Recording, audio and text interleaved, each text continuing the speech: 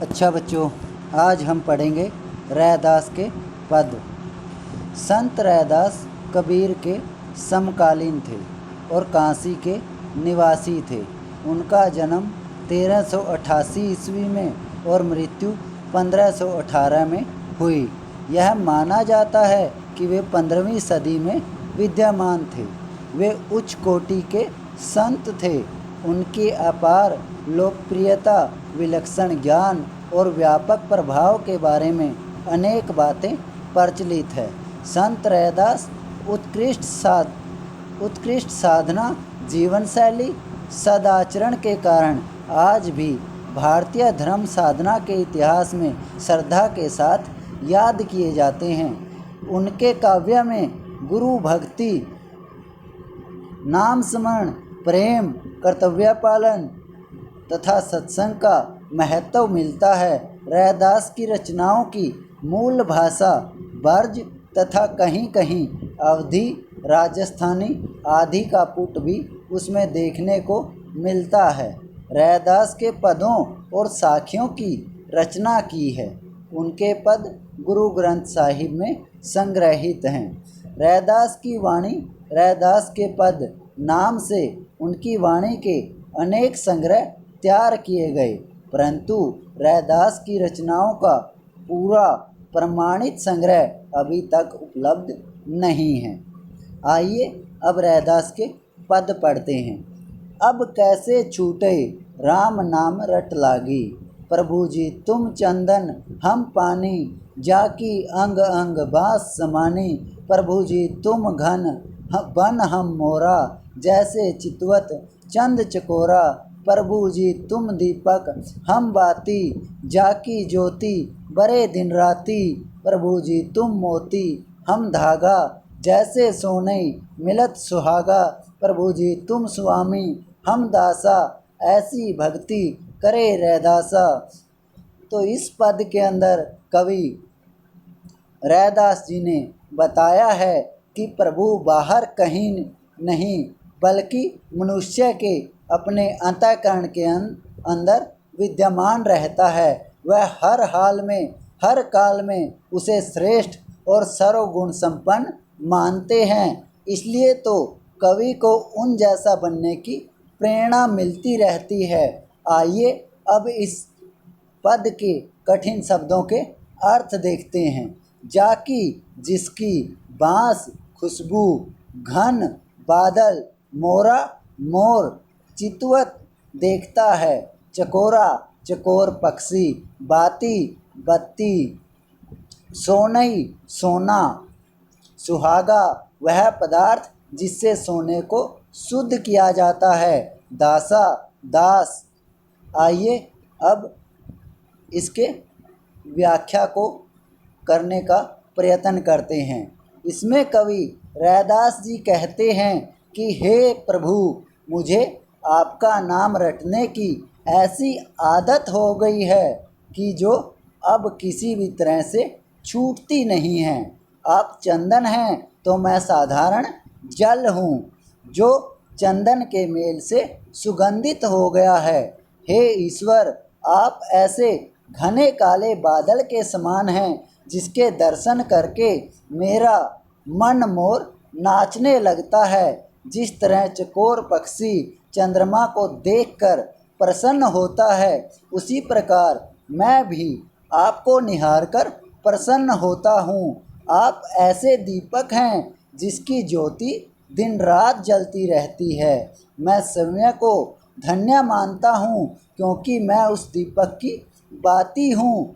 हे प्रभु, आप अमूल्य मोती हैं और मैं साधारण धागा हूँ, जिसमें अमूल्य मोती पिरोए जाने के कारण धागे की जो धागा भी सार्थक हो गया है। जिस प्रकार सोने के साथ सुहागे का मेल होने से वह निखर जाता है तथा उससे आभूषण बनाए जा सकते हैं, उसी प्रकार मेरा जीवन भी आपकी भक्ति करने से सार्थक हो गया है।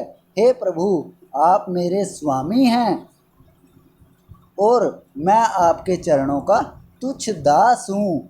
इस प्रकार रैदास जी कहते हैं कि हे प्रभु, मैं तो ऐसी ही भक्ति करता हूँ।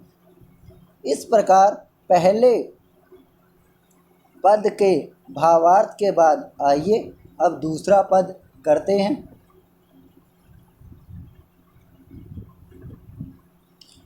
ऐसी लाल तुझ बिनु कौनो करे, गरीबू निवाजू गुसैया, मेरा माथ छत्र धरे, जाकी झोती जगत कऊ लागे, ता पर तू ही ठरई, नीचौ ऊंच करे मेरा गोविंदु, काहे ते न डरई, नाम देव कबीरू, तिलोचनु सदना सेनु तरई, कहे रविदासु सुनहु रे संतौ, हरि जीवऊ ते सबई सरई।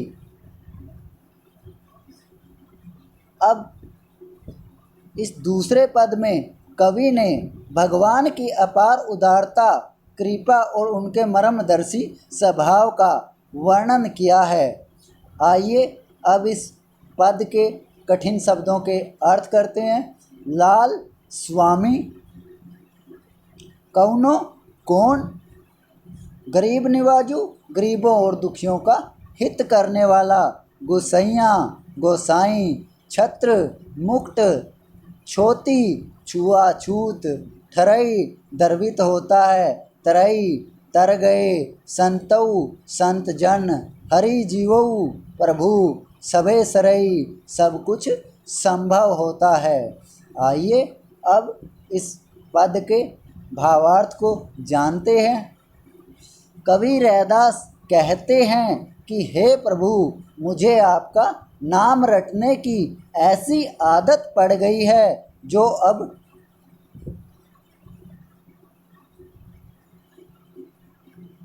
किसी भी तरह से छूटती नहीं है। तो ये हमने पहले पद में किया था। अब आइए दूसरे पद का भावार्थ करते हैं। इसमें कवि रैदास जी कहते हैं, ऐसी लाल तुझ बिन कौनो करे। तो रैदास जी कहते हैं कि हे ईश्वर, ऐसी कृपा आपके बिना कोई नहीं कर सकता। आप गरीबों और दुखियों का हित करने वाले हैं, इसलिए आपको कोई गरीब निवाज कहता है तो कोई गोसाई कहता है। आप मेरे सिर पर छत्र के समान विराजमान हैं। जिन लोगों को निचली जाति का कहकर समाज छुआछूत करता है, आप उन्हीं पर कृपा करके उन्हें समाज में सम्मान दिला देते हो और आप किसी से डरते नहीं हो, अर्थात आप निर्भय हो। नामदेव, कबीर, त्रिलोचन, सधना और सेन भगत आपकी भक्ति करके तर गए, अर्थात सांसारिक बंधनों से मुक्त होकर मोक्ष पा गए। रविदास जी कहते हैं कि हे संतो, ध्यान से सुनो, प्रभु की कृपा से सब कुछ संभव हो जाता है। इस प्रकार हमने जाना कि रैदास जी कवि के अलावा एक समाज सुधारक भी थे, जिन्होंने समाज में भाईचारे और सद्भावना को जागृत करने का कार्य किया।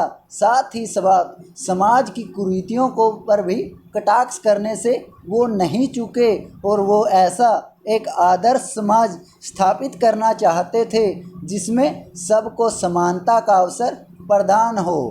इस प्रकार हम संत रविदास को एक समाज सुधारक और कवि के रूप में याद करते हैं। आशा है आपको इनके दोहों को पढ़कर एक अलग शिक्षा प्राप्त होगी और आज समाज में सुधार का कार्य करेंगे। धन्यवाद।